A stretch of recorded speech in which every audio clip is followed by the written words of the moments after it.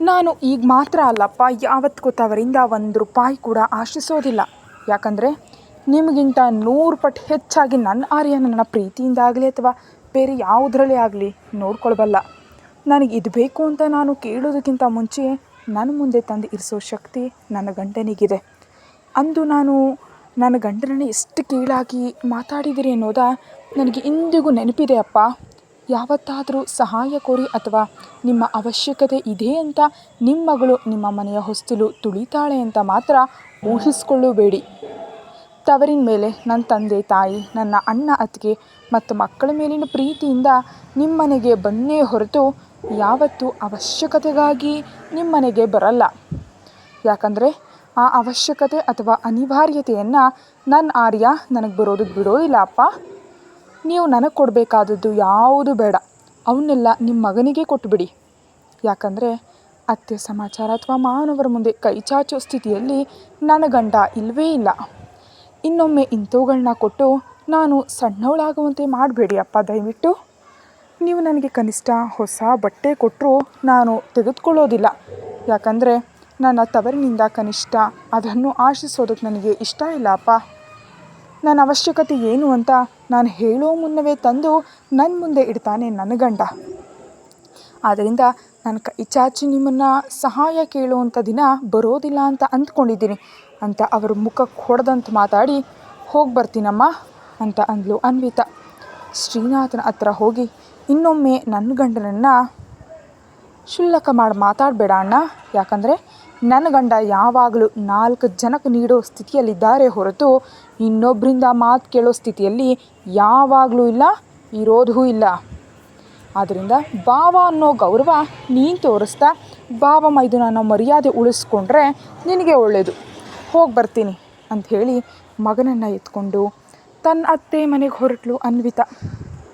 ಅಲ್ಲಿ ಅತ್ತೆ ಮನೆಯಲ್ಲಿ ಅನ್ವಿತಾ ಮಾತಾಡಿದ ಮಾತುಗಳನ್ನೆಲ್ಲ ಕೇಳಿ ಆರ್ಯ ತನ್ನ ಹೆಂಡತಿ ಮೇಲೆ ಸಂಪೂರ್ಣವಾಗಿ ಮನಸೋತು ಹೋದ. ಮತ್ತೊಮ್ಮೆ ನಿಮ್ಮವ್ರಿಗೆ ಚೆನ್ನಾಗಿ ಕೊಟ್ಟೆ ಅಲ್ವಾ, ಗಂಡನ ವಿಷಯ ಬಂದಾಗ ನಿನಗೆ ರೋಷ ಬಹಳವಾಗಿ ಹುಕ್ಕು ಬಂತಲ್ವಾ ಅಂದ ಆರ್ಯ ಅನ್ವಿತಾಳನ್ನು ನೋಡ್ತಾ. ನನ್ನ ಗಂಡನಂದರೆ ನಾನೇ ಅನ್ಬೇಕು ಕಣೋ, ಬೇರೆಯವ್ರಂದರೆ ನಾನು ಯಾಕೆ ಸುಮ್ಮನಿರ್ತೀನಿ ಅಂತ ನಕ್ಕದ್ಲು ಅನ್ವಿತಾ. ಅವಳ ಮಾತಿಗೆ ಆರ್ಯ ನಗ್ತಾ ಇಬ್ಬರು ತಮ್ಮ ಮನೆಗೆ ತಲುಪಿದ ತಕ್ಷಣ ಸುಲೋಚನಾ ಅವರು ಮೊಮ್ಮಗನನ್ನು ನೋಡಿ 4 ದಿನಗಳಾಯಿತು ಅಂತ ಮೊಮ್ಮಗನನ್ನು ಬಿಡದೆ ಎತ್ಕೊಂಡ್ರು ಸುಲೋಚನಾ ಮತ್ತು ಇಬ್ಬರು ಶಂಕರ್ ಅವರು ಕೂಡ. ಆ ರಾತ್ರಿ ಕೂಡ ಅನ್ವಿತಾಳಿಗೆ ಮಗುವನ್ನು ಕೊಡದೆ ಪಾಪ ಅವರ ಹತ್ತಿರವೇ ಮಲಗಿಸ್ಕೊಳ್ತಾರೆ. ಚಂದು ಕೂಡ ಅಣಿಯನ್ನ ನೋಡಿ 4 ದಿನ ಆಯಿತು ಅಂತ ಅವನ ಜೊತೆ ಸ್ವಲ್ಪ ಹೊತ್ತು ಆಟ ಆಡಿ ಹೋಗಿ ಮಲಗಿದ್ಲು.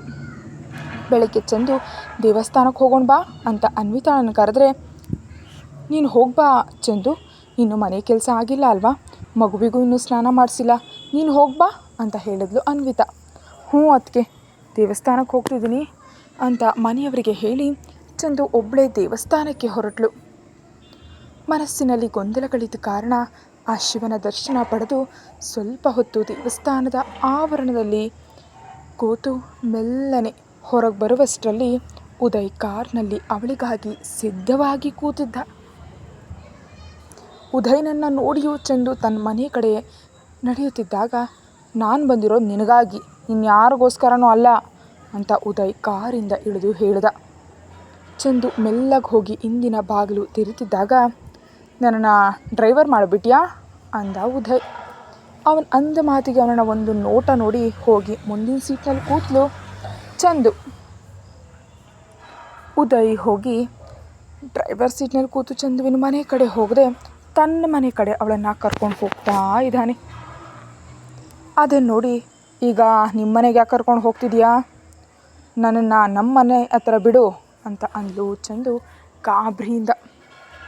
ನಿನ್ನನ್ನೀಗ ನಮ್ಮ ಮನೆಗೆ ಕರ್ಕೊಂಡು ಹೋಗಿ ಏನೂ ಮಾಡಲ್ಲ, ಆದರೆ ಸ್ವಲ್ಪ ಹೊತ್ತು ಮಾತಾಡೋಣ ಬಾ ಅಂತ ಅಂದ. 4 ದಿನ ಆಯಿತು, ನಾನು ನಿನಗೆ ಕೊಟ್ಟ ಸಮಯ ಮುಗಿದಿದೆ ಅಂತ ಅಂದ್ಕೊಳ್ತೀನಿ. ಏನು ಯೋಚಿಸ್ದೆ ನಮ್ಮ ಮದುವೆ ಬಗ್ಗೆ ಅಂತ ಕೇಳಿದ ಉದಯ್. ಉದಯ್ ಚಂದುವಿನನ್ನು ತನ್ನ ಮನೆಗೆ ಕರ್ಕೊಂಡು ಹೋಗಿ ಈ ಪ್ರಶ್ನೆಗಳನ್ನ ಕೇಳ್ದ. ನಾನು ನಿನಗೆ ಕೊಟ್ಟಂಥ ಕಾಲಾವಕಾಶ ಮುಗಿದೋಯ್ತು, ಇನ್ನು ಈಗ ಹೇಳಬೇಕು ಮದುವೆ ಬಗ್ಗೆ ಅಭಿಪ್ರಾಯ ಅಂತ ಬಾಗಿಲು ಹಾಕಿ ಚಂದುವಿನನ್ನು ಮನೆಯೊಳಗೆ ಕರ್ಕೊಂಡು ಹೋಗ್ತಾ ಕೇಳಿದ.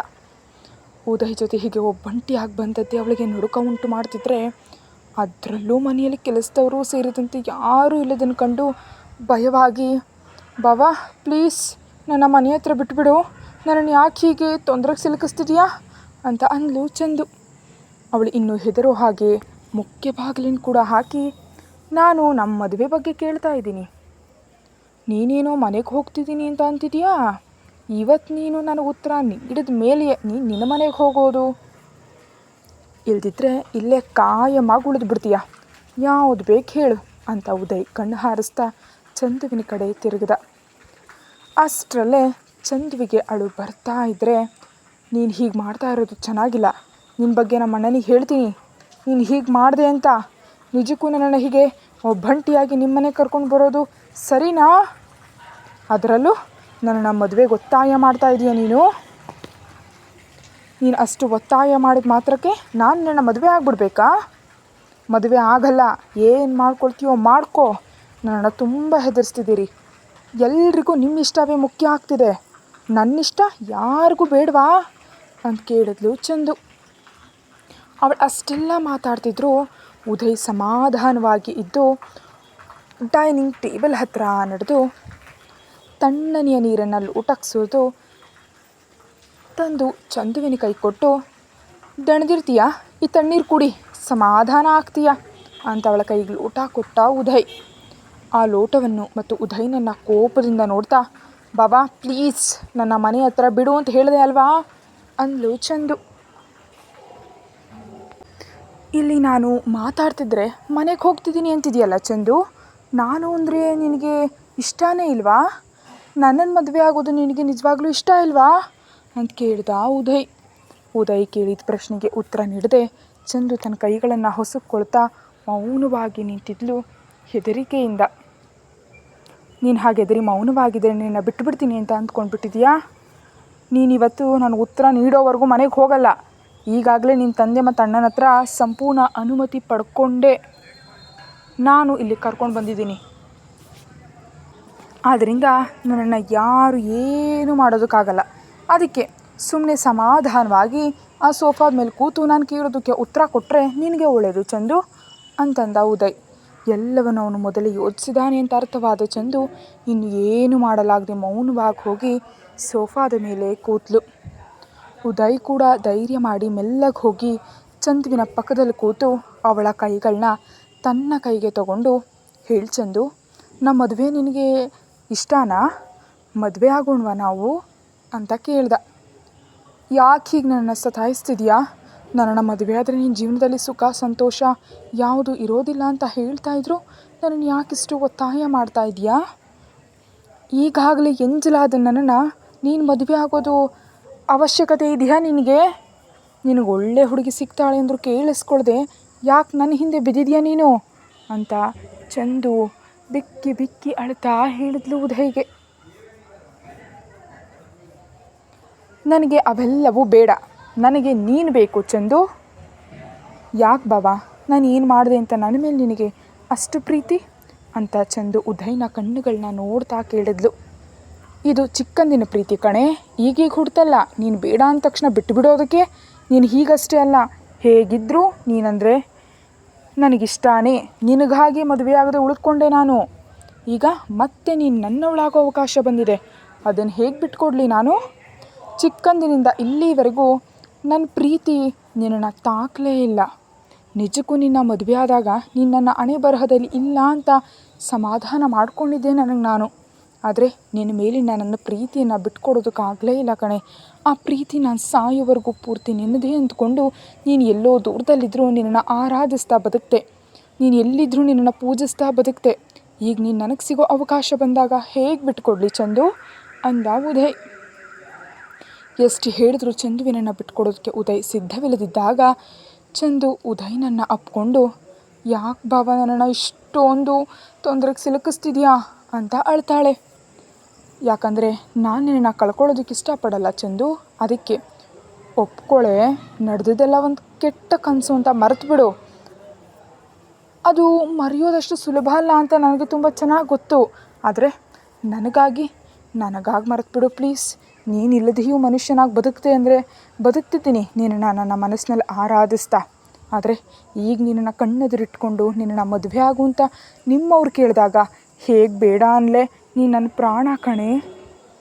ನೀನು ಹೀಗೆ ಅಲ್ಲ, 4 ಮಕ್ಕಳು ಹುಟ್ಟಿ ಬಂದರೂ ಕೂಡ ನನ್ನನ್ನು ಮದುವೆ ಆಗು ಅಂತ ಕೇಳಿದರೆ ಮುಂದೆ ಹಿಂದೆ ಯೋಚಿಸ್ದೆ ಕಣ್ಣು ಮುಚ್ಚಿ ನಾನು ನಿನ್ನ ಕೊರಳಿಗೆ ತಾಳಿ ಕಟ್ತೀನಿ. ಅಷ್ಟು ಪ್ರೀತಿ ಇದೆ ಕಣೆ ನಿನ್ನ ಮೇಲೆ, ಅಷ್ಟು ಪ್ರಾಣ ನೀನು ನನಗೆ. ಈ ಉದಯನ ಪ್ರಾಣ ಹೋಗೋವರೆಗೂ ಚಂದುವನ್ನೇ ಪ್ರೀತಿಸ್ತಾನೆ. ಅಷ್ಟು ಇಷ್ಟ ನೀನಂದರೆ. ಪ್ಲೀಸ್ ಚಂದು ಒಪ್ಕೊಳ್ಳೆ.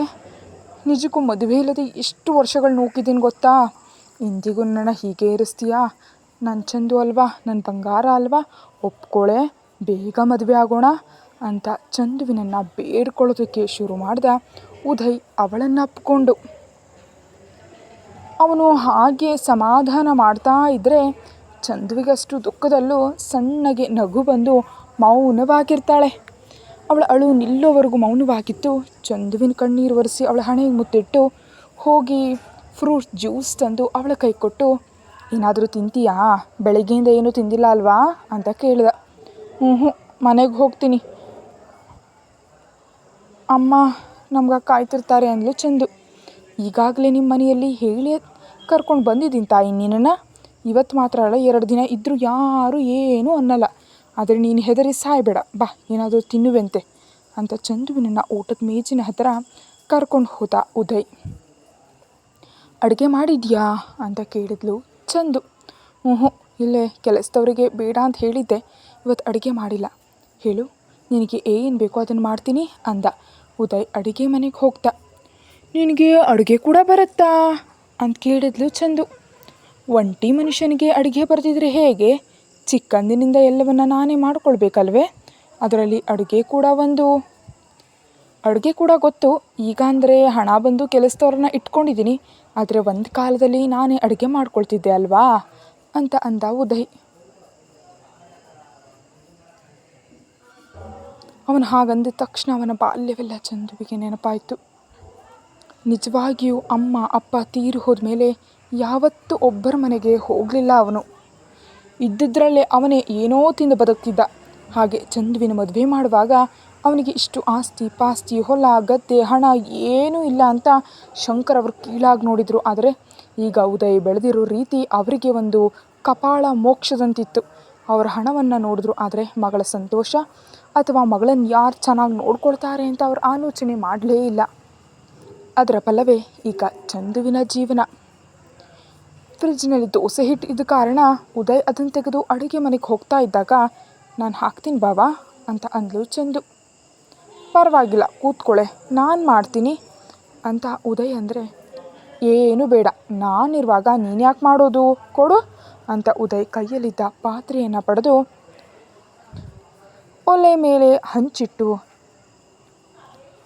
ದೋಸೆ ಮಾಡ್ತಿದ್ರೆ ಅದಕ್ಕೆ ಚಟ್ನಿ ಇಲ್ಲ ಅಂತ ಹೇಳಿ ಉದಯ್ ಚಟ್ನಿಗೆ ಸಿದ್ಧತೆ ಮಾಡಿ ಚೆನ್ನಾಗಿ ಮಿಕ್ಸಿಯಲ್ಲಿ ಶೇಂಗಾ ಚಟ್ನಿ ಮಾಡ್ದ. ಇಬ್ಬರು ದೋಸೆ ಚಟ್ನಿ ಸಿದ್ಧಪಡಿಸ್ಕೊಂಡು ಊಟದ ಮೇಜಿನ ಹತ್ರ ಬಂದು ಕೂತು ಇಬ್ಬರು ತಿಂತಾಯಿದ್ರು.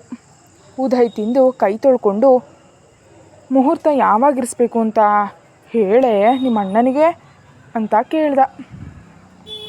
ಚಂದು ಉದಯ್ನನ್ನು ನೋಡದೆ, ನಿಮ್ಮಿಷ್ಟ, ಈಗ ನಾನು ಹೇಳಿದ ಮಾತ್ರಕ್ಕೆ ನನ್ನ ಮಾತು ಕೇಳ್ತಿದ್ದೀರಾ?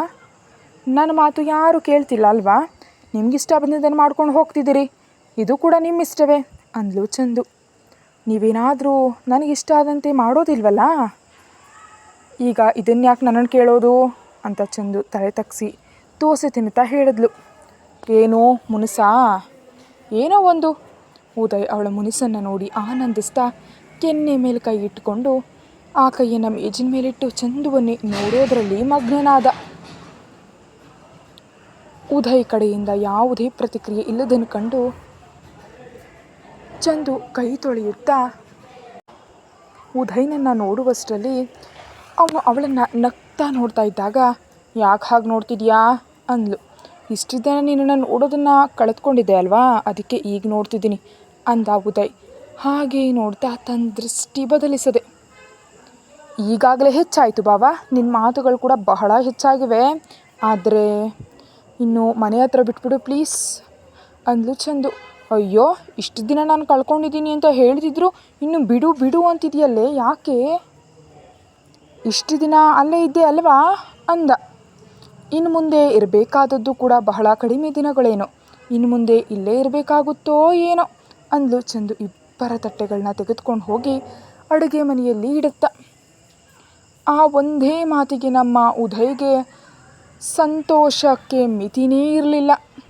ನೇರವಾಗಿ ಗಾಳಿಯಲ್ಲಿ ತೇಲಿ ಬಂದಂತೆ ಅವನ ಹೃದಯ ಸಂತೋಷದಿಂದ ಕುಣಿತಾ ಏನಂದೇ ಅನ್ನುತ್ತಾ ಅಡುಗೆ ಮನೆಗೆ ಹೋದ ಚಂದುವಿನ ಹಿಂದೆ. ಈಗಾಗಲೇ ನಿನಗೆ ಅರ್ಥ ಆಗಿದೆ ಅಂತ ನಂಗೆ ತಿಳಿದಿದೆ, ಆದ್ದರಿಂದ ಮತ್ತೆ ಮತ್ತೆ ನನ್ನಿಂದ ಹೇಳಿಸೋದಕ್ಕೆ ನೋಡಬೇಡ, ನಡಿ ಮನೆಗೆ ಹೋಗೋಣ ಅಂದ್ಲು. ಕಾಣಿಸಲ್ಲ ಅಷ್ಟೇ, ಆದರೆ ನಿನ್ನ ಮಾಮೂಲಿ ಗಟ್ಟಿಗಿತ್ತಿಯಲ್ಲ ಕಣೆ ಅಂತ ಉದಯ್ ಚಂದುವಿನನ್ನು ಗಟ್ಟಿಯಾಗಿ ಅಪ್ಕೊಂಡ. ಇಷ್ಟು ಮೊದಲು ಯಾವತ್ತೂ ಅಂಥ ಅಪ್ಪುಗೆಯನ್ನು ಕನಿಷ್ಠ ಕನಸಿನಲ್ಲೂ ಅರಿಯದ ಅವಳಿಗೆ ನಿಜವಾಗಿ ಹೆಣ್ಣಾಗಿ ಮೊದಲ ಬಾರಿಗೆ ಆ ತಬ್ಬಿಕೆಯನ್ನು ಅನುಭವಿಸ್ತಿದ್ದಾಳೆ. ಯಾಕಂದರೆ ಸಾಮ್ರಾಟ್ನನ್ನ ಮದುವೆ ಆದ ಅಷ್ಟೂ ವರ್ಷಗಳಲ್ಲಿ ಯಾವ ಒಂದೂ ದಿನವೂ ಅವನು ಪ್ರೀತಿಯಿಂದ ಅವಳ ದೇಹವನ್ನು ಮುಟ್ಟೇ ಇಲ್ಲ. ಮದುವೆಯಾದ ಹೊಸರಲ್ಲಿ ತನಗೇನೋ ತಿಳಿಯದ ಕಾರಣ ಸಂಸಾರ ಅಂದರೆ ಹೀಗೆ ಇರುತ್ತದೇನೋ ಅಂತ ಅಂದ್ಕೊಂಡಿದ್ಲು. ಆದರೆ ಆಮೇಲೆ ಅವನ ರಾಕ್ಷಸತನ ತಿಳಿತು. ಮೊದಲ ಬಾರಿಗೆ ಪ್ರೀತಿ ಅಪ್ಪುಗೆ ಹೇಗಿರುತ್ತೆ ಅಂತ ಅವಳು ಅನುಭವಿಸ್ತಾ ಇದ್ದರೆ ತನ್ನ ಅರಿವಿಲ್ಲದೆಯ ಕಣ್ಣಲ್ಲಿ ನೀರು ಬಂದು ಉದಯ್ನ ಬೆನ್ನನ್ನು ಗಟ್ಟಿಯಾಗಿ ತಪ್ಪಿಕೊಂಡ್ಳು ಚಂದು ಕೂಡ. ಮೊದಲ ಬಾರಿಗೆ ಭಾವನ ಅಪ್ಪುಗೆ ಇಷ್ಟು ಚೆನ್ನಾಗಿರುತ್ತದೆ ಅನ್ನಿಸ್ತಾ ಇದೆ ಅಂದ್ಲು ಚಂದು ಕಣ್ಣೀರಿನಿಂದ. ಆ ಒಂದೇ ಮಾತಿನಿಂದ ಚಂದುವಿನ ವೈವಾಹಿಕ ಜೀವನ ಹೇಗಿತ್ತು ಅಂತ ಉದಯ್ಗೆ ಸಂಪೂರ್ಣವಾಗಿ ಅರ್ಥವಾಗಿ ಹೋಯಿತು. ಅದೇ ಅಪ್ಪುಗೆಯಲ್ಲೇ ಅರ್ಧ ಗಂಟೆ ಕಳೆದು ಹೋಗೋಣವಾ ಅಂತ ಕೇಳ್ದ.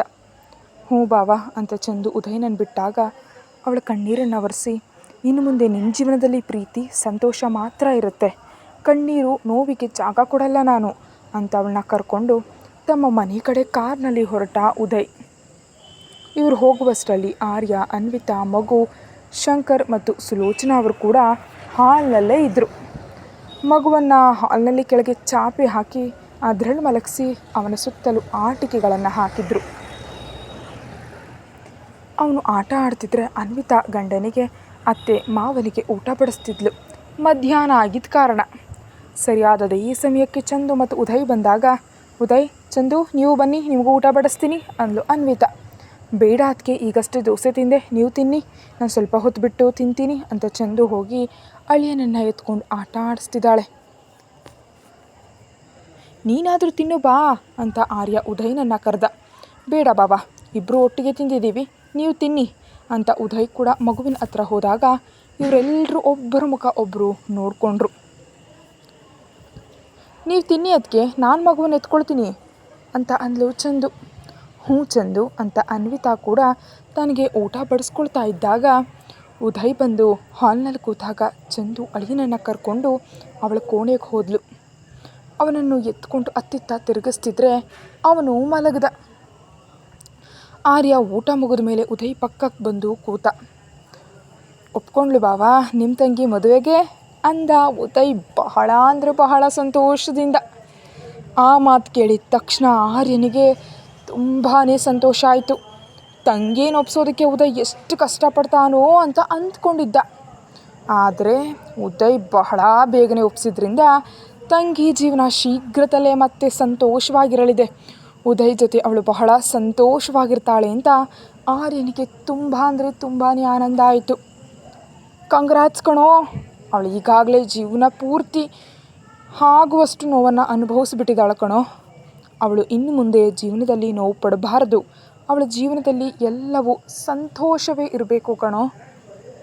ಅವಳನ್ನು ಸಂತೋಷವಾಗಿರಿಸುವಂಥ ಜವಾಬ್ದಾರಿ ನಿನ್ನದೇ ಉದಯ್ ಅಂದ ಆರ್ಯ. ನೀನು ಹೇಳಬೇಕಾ ಬಾವಾ, ಅವಳನ್ನ ಹೇಗೆ ನೋಡ್ಕೊಳ್ಬೇಕು ಅಂತ ನನಗೆ ಗೊತ್ತಿಲ್ವಾ ಅಂತ ಅಂದ ಉದಯ್. ಶಂಕರ್ ಮತ್ತು ಸುಲೋಚನಾ ಕೂಡ ಅವರ ಮಾತುಗಳನ್ನ ಕೇಳಿಸ್ಕೊಂಡಿದ್ರಿಂದ, ಯಾವಾಗ ಇರಿಸೋಣಮ್ಮ ಮದುವೆ, ಬೇಗ ಫಿಕ್ಸ್ ಮಾಡಿದ್ರೆ ಒಳ್ಳೆಯದು, ನಾನು ಕೂಡ ಆಫೀಸ್ ಬಿಟ್ಟು ಬಹಳ ದಿನಗಳಾಯ್ತಲ್ವ, ಹೈದ್ರಾಬಾದಿಗೆ ಹೋಗ್ಬೇಕು ನಾನು ಅಂದ ಆರ್ಯ. ಅದಕ್ಕೆ ಸುಲೋಚನಾ ಅವರು, ಪುರೋಹಿತರನ್ನ ಮುಹೂರ್ತ ಕೇಳೋಣ ಮಗನೇ ಅಂತ ಅಂದರು. ಮದುವೆ ಅದ್ಧೂರಿಯಾಗಿ ಮನೆಯ ಹತ್ತಿರ ಬೇಡ ಬಾವ, ಅವಳು ಈಗಾಗಲೇ ಬಹಳ ಕಷ್ಟ ಅನುಭವಿಸ್ತಿದ್ದಾಳಲ್ವ. ದೇವಸ್ಥಾನದಲ್ಲಿ ಸಾಧಾರಣವಾಗಿ ನಮ್ಮ ಮಧ್ಯದಲ್ಲೇ ಮದುವೆ ಆದರೆ ಚೆನ್ನಾಗಿರುತ್ತೆ ಅಂತ ನಾನು ಅಂದ್ಕೊಳ್ತಾ ಇದ್ದೀನಿ. ಚಂದುವಿಗೂ ಮುಜುಗರ ಆಗಲ್ಲ ಅಲ್ವಾ ಅಂತಂದ ಉದಯ್. ತನ್ನ ಬಗ್ಗೆ ಅಲ್ಲದೆ ಚಂದುವಿನ ಬಗ್ಗೆ ಉದಯ್ ಯೋಚಿಸ್ತಾ ಇರೋದನ್ನು ನೋಡಿ ಆರ್ಯನಿಗೆ ಉದಯ್ನ ಆಲೋಚನೆ ಇಷ್ಟವಾಯಿತು. ಹಾಗೆ ಆಗಲಿ, ದೇವಸ್ಥಾನದಲ್ಲೇ ಇಟ್ಕೊಳ್ಳೋಣ. ಆದರೆ ಯಾವ ದಿನ ಒಳ್ಳೆಯದಿದೆ ಅಂತ ಅಮ್ಮನನ್ನು ಪುರೋಹಿತರ ಹತ್ರ ಕೇಳೋದಕ್ಕೆ ಹೇಳೋಣ. ಅಮ್ಮ, ನೀನಿವತ್ತು ಆ ಕೆಲಸ ಮಾಡು ಅಂತಂದ ಆರ್ಯ. ಹಾಂ ಸರಿ ಮಗನೇ, ನಾನು ಸಂಜೆ ಪುರೋಹಿತರು ಮನೆಗೆ ಹೋಗಿ ಬರ್ತೀನಿ ಅಂತ ಅಂದರು ಸುಲೋಚನಾ ಅವರು. ಸರಿ ಬಾಬಾ, ಇನ್ನು ನಾನು ಹೋಗಿ ಬರ್ತೀನಿ, ಚಂದುವನ್ನು ಬಿಟ್ಟು ಹೋಗೋಣ ಅಂತ ಬಂದೆ ಅಂತ ಅಂದ ಉದಯ್. ಸರಿ ಕಣೋ, ತುಂಬ ಥ್ಯಾಂಕ್ಸ್ ಉದಯ್. ನಿನ್ನ ಋಣವನ್ನು ನಾನು ಈ ಜನ್ಮದಲ್ಲಿ ತೀರಿಸೋದಕ್ಕಾಗಲ್ಲ ಕಣೋ. ಒಣಗಿ ಹೋಗ್ತಿದ್ದ ನನ್ನ ತಂಗಿ ಜೀವನವನ್ನು ಮತ್ತೆ ಚಿಗುರುವಂತೆ ಮಾಡ್ತಾ ಇದೀಯ ನೀನು. ನಿಜವಾಗಿಯೂ ನಿನಗೆ ಋಣಿಯಾಗಿರ್ತೀನಿ ಉದಯ್ ಅಂತ ಉದಯ್ನ ಕೈಗಳನ್ನು ಹಿಡ್ಕೊಂಡ ಆರ್ಯ. ಬಾಬಾ, ಇದೇನು ಯಾರೋ ಹೊರಗಿನವ್ರಿಗೆ ಹೇಳುವಂತೆ ಹೇಳ್ತಾ ಇದೆಯಾ ನನಗೆ? ಚಿಕ್ಕನಿಂದ ನನ್ನವಳು ಅಂತ ಅಂದ್ಕೊಂಡಿದ್ದೆ, ಆದರೆ ಚಂದು ಮದುವೆ ಆದಮೇಲೆ ಅವಳ ಮೇಲೆ ಆಸೆ ಬಿಟ್ಬಿಟ್ಟಿದ್ದೆ. ಆದರೆ ಅವಳ ಮೇಲಿನ ಪ್ರೀತಿನ ಸಾಯಿಸೋದಕ್ಕಾಗಲಿಲ್ಲ. ಈಗ ಮತ್ತೆ ಅವಳು ನನ್ನವಳೇ ಅಂತ ದೇವರು ಸಾಬೀತು ಮಾಡಿದ್ದಾನೆ. ಅದಕ್ಕೆ ನೀನು ಯಾಕೆ ಬಾಬಾ ಥ್ಯಾಂಕ್ಸ್ ಹೇಳೋದು? ಇದರಲ್ಲಿ ನಾನು ಮಾಡ್ತಾ ಇರೋದು ಏನೂ ಇಲ್ಲ. ನನಗೆ ಚಂದು ಅಂದರೆ ಇರೋ ಇಷ್ಟದಿಂದಲೇ ಅವಳನ್ನು ಮದುವೆ ಆಗ್ತಾಯಿದ್ದೀನಿ. ನಾನು ಅವಳನ್ನ ಚೆನ್ನಾಗಿ ನೋಡ್ಕೊಳ್ತೀನಿ ಬಾಬಾ, ನೀವು ಗಾಬರಿ ಪಡಬೇಡಿ ಅಂತ ಅಂದ ಉದಯ್. ಕತೆ ಮುಂದುವರಿಯುತ್ತೆ. ವಿಡಿಯೋವನ್ನು ಮೊದಲೇ ನೋಡಲು ಚಾನಲ್ಗೆ ಮೆಂಬರ್ಶಿಪ್ ತೊಗೊಂಡು ವಿಡಿಯೋ ನೋಡಿ, ಹಾಗೆ ಚಾನಲ್ಗೆ ಸಬ್ಸ್ಕ್ರೈಬ್ ಮಾಡಿ. Thank you.